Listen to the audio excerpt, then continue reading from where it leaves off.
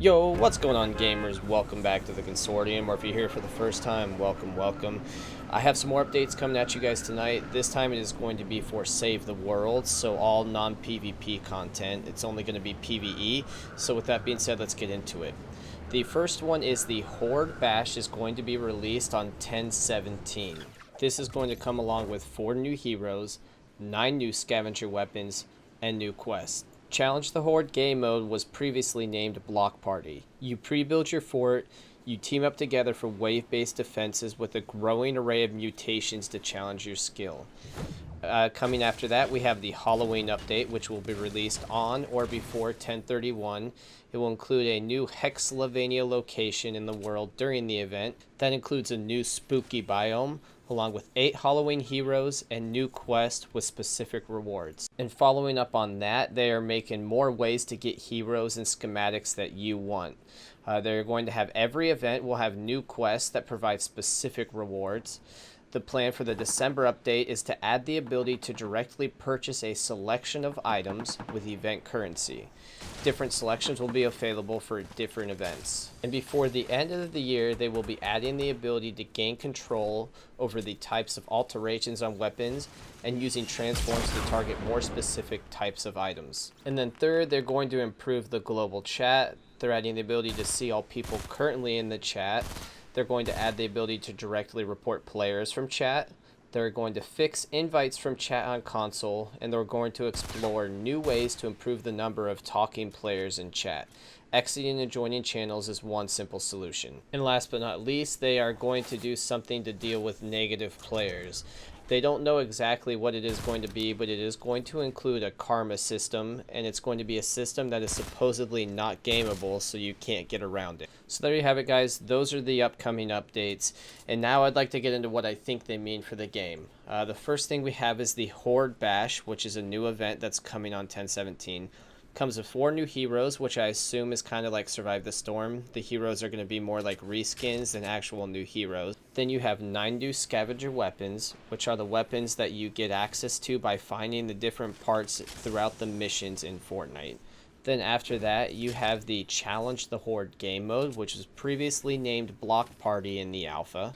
You are going to be able to pre-build a fort and then team up with people for wave-based defenses, and they will have increasingly difficult enemies.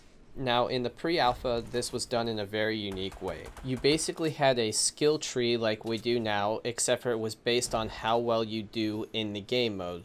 So the more you played and the better you do, the more access you have to better skills and better resources during the game. Basically, you were rewarded for doing well and for playing the game mode, which I think sounds exciting. It's going to encourage you to play, it's going to give you more longer end game content, and it's just going to be exciting to do something new from the typical missions. And then following up on that, we have the Halloween update, which they said is going to be released on 10/31 or before that. So hopefully it's before it, but again, it's not going to be that big of a deal because the Horde Bash releases on 10/17. So both of those are kind of on top of each other. It's going to be a lot of new content. In the Halloween update, you're going to have the Hexsylvania location, which they have a couple pictures if you go onto their website. It looks pretty cool. It's very Halloween, which is expected. It also comes with 8 Halloween heroes, so I'm not exactly sure what that means because they don't say new heroes, but they say Halloween heroes. So I don't know if it's going to be based off of the heroes we already have or if they're going to do something specific to the Halloween event. And then it's also to come with new quests with specific rewards, which I like this idea that they're getting to with the specific rewards. They're basically making you be able to decide what you want. They're giving you the ability to kind of mold the way you play a little bit better with a little less RNG involved. Following up on that, they talk about how there's going to be more ways to get the heroes and schematics you want. Every event's going to have specific quests that give you specific rewards, so you can target what you need. Do you need a certain hero? You're going to target that quest. Do you need a certain weapon? You're going to target that quest. It's just giving us the ability again to control how we play the game and in the manner we want to. And as part of the December update, they are adding the ability to directly purchase a selection of items with event currency. It's going to be different selections for each event, which again just gives us the ability to target what we want. And it's going to be no RNG involved because it's not llamas, it's just going to be purchasing the item that you need. And then before the end of the year, they're talking about adding the ability to gain control over the types of alterations on weapons. Now, what I've seen that people think this is and what I think it is, it means there's going to be some type of re-rolling weapons in the game. Now, it is possible that there is some new kind of mechanic they came up with. Like maybe you're going to be able to choose one of the stats that's put on your gun, but the rest are random. Or maybe you're going to be able to go through a selection of stats or a selection of abilities. They were pretty unclear in the notes they put out, so I assume they haven't 100% decided on how they're going to do it themselves. So there's not much to go over on that.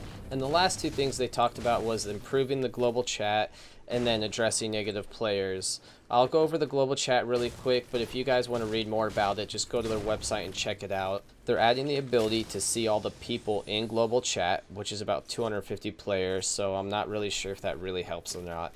They're adding the ability to directly report players from chat, which I think will help get rid of some of the toxicity, because people can easily just report you if you're saying stupid stuff or just being a complete idiot. They're fixing invites from chat on console. Again, I play on PC, so I don't know what those issues are, but I'm glad they're being fixed.